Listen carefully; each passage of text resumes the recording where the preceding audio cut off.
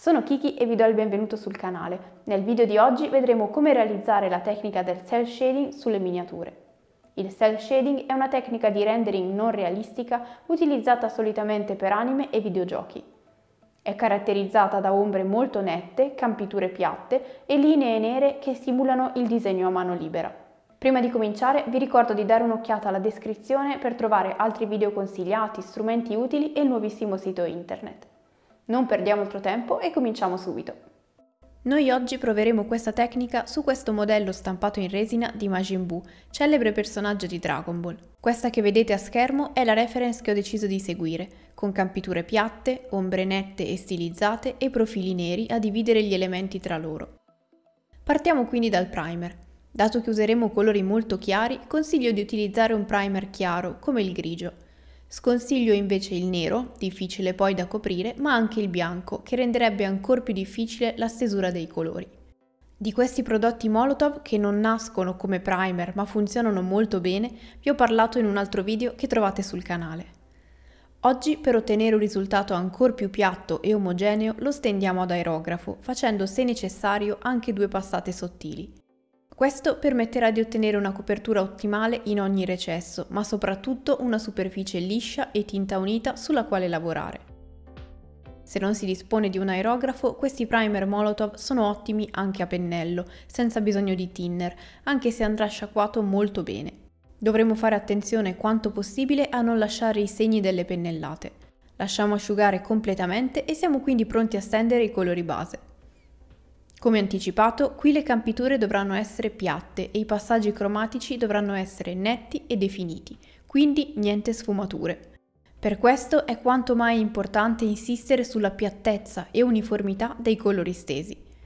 Partiamo creando il colore della pelle, creando un rosa chiaro con rosso e avorio. Vogliamo partire dal colore più chiaro, quello che costituisce la maggior area della pelle, per sfruttare al meglio il primer chiaro. Ciò non significa che riusciremo a stenderlo già perfettamente, perché si tratta comunque di un colore molto chiaro. Quindi andremo a fare anche più strati di colore sottili, ma tassativamente solo quando quello sottostante sarà perfettamente asciutto.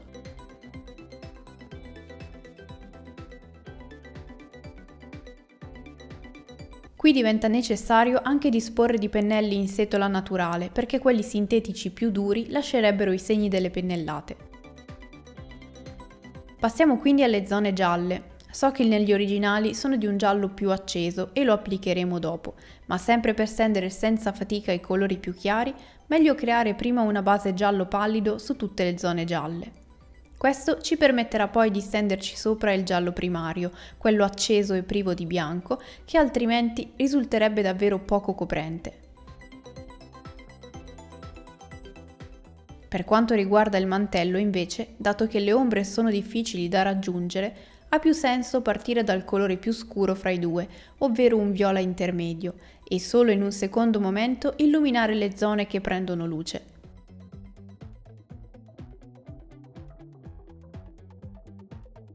Coloriamo quindi anche le aree nere piene e coprenti, e dato che a questo punto avremo ormai sporcato l'acqua, sarà meglio cambiarla prima di proseguire con le sezioni grigio-bianche dei pantaloni. Riprendiamo un colore chiaro come il grigio perla o questo bianco sporco e ripassiamo con pennellate regolari tutti i pantaloni. Meglio però non usare il bianco puro, che sarebbe ancora più difficile da stendere.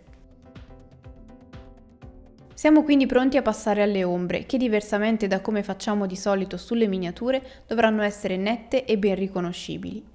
Partiamo creando una versione appena più scura del color pelle, sempre con rosso e avorio. Dovremo fare sezioni nette, quindi meglio sempre scaricare gran parte del colore dalle setole arrotolandole sulla wet palette. Anche senza avere a disposizione una reference del personaggio che vogliamo dipingere, dobbiamo sempre creare un bordo più scuro in concomitanza di altri oggetti, come il gilet, il mantello e così via.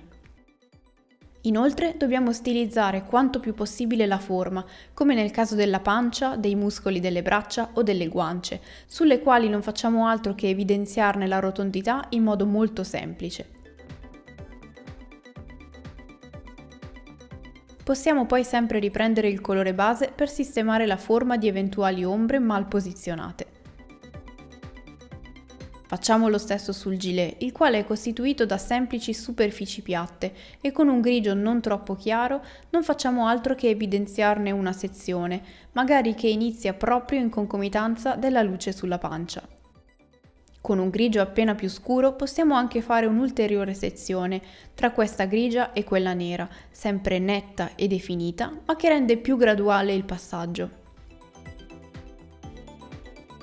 Con un grigio chiaro andiamo a segnare le tante zone in ombra dei pantaloni, creando una linea di ombra in ogni piega, meglio se con le estremità più strette. Facciamo sempre anche un profilo adiacente agli altri oggetti e tutta la parte rivolta verso il basso.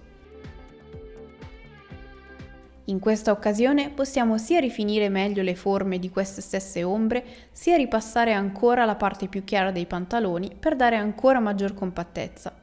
Ovviamente attenzione agli spessori che ne nascono se usiamo i colori troppo spessi. Lavoriamo quindi sulle parti gialle, partendo proprio dal giallo intenso di cui ho parlato prima. Si stenderà senza problemi e riusciremo a mettere in evidenza le zone intermedie, ovvero né quelle in ombra né quelle in luce.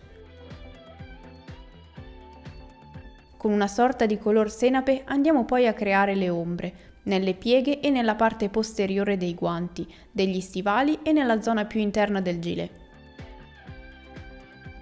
All'opposto, con un mix tra giallo e bianco, illuminiamo le aree in luce che abbiamo lasciato da parte prima, quindi frontalmente su guanti e gilet, sempre con forme nette e campiture coprenti. Per il mantello dovremo lavorare solo di luci, dato che abbiamo già tutte le ombre segnate. Stilizziamo la forma del fiocco ed evidenziamo le pieghe più evidenti con delle linee nette. Io mi sono poi resa conto di aver usato un lilla troppo chiaro e ho quindi ripassato le aree appena segnate con uno appena più scuro. Adesso che abbiamo la nostra versione cartoon, che volendo possiamo anche lasciare così, vogliamo creare anche quell'effetto di disegno a mano e quindi mancano i bordi neri. Per questa operazione dovremo scegliere il pennello sottile con il quale ci troviamo meglio. Basti guardare la grande differenza nella lunghezza delle setole di questi due 00, uno di Green Stuff World e uno Rubloff. Ognuno potrebbe avere più controllo con setole corte o preferire magari il serbatoio di quelle lunghe o ancora scegliere un pennello più grande come ad esempio lo 0 o l'1. Meglio intingere solo la punta e poi arrotolare le setole così da essere precisi. Consiglio di fare delle prove sulla wet palette e magari usarne di due misure diverse per il tipo di zona da trattare. E cominciamo quindi a inserire i profili in tutti i recessi, sia quelli che separano le parti tra loro, sia quelli alla base di ogni ombra, nei pantaloni, nel mantello, nei guanti e così via. Non nego che sia un'operazione per la quale serve una certa pazienza e un ottimo controllo del pennello, ma il risultato dà sicuramente soddisfazione. È importante cercare di controllare soprattutto la pressione che si applica al pennello, in modo che il tratto rimanga uniforme, e togliere l'eccesso di colore sulla punta ogni volta che lo si ricarica. Anche girare il modello per usare il pennello sempre con la stessa inclinazione tornerà sicuramente utile. A questo punto abbiamo ottenuto il risultato della reference, ma io ho preferito arricchirlo un pochino con alcuni tratti decorativi bianchi. Proprio dei brevi tratti sparsi qua e là, in numero molto limitato, così da aggiungere un ulteriore riflesso di luce e spezzare un pochino la piattezza delle superfici.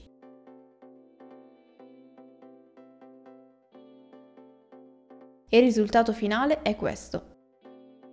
E con questo si conclude anche il video di oggi. Come sempre spero che vi sia stato utile e che vi abbia dato uno spunto per dipingere le vostre miniature.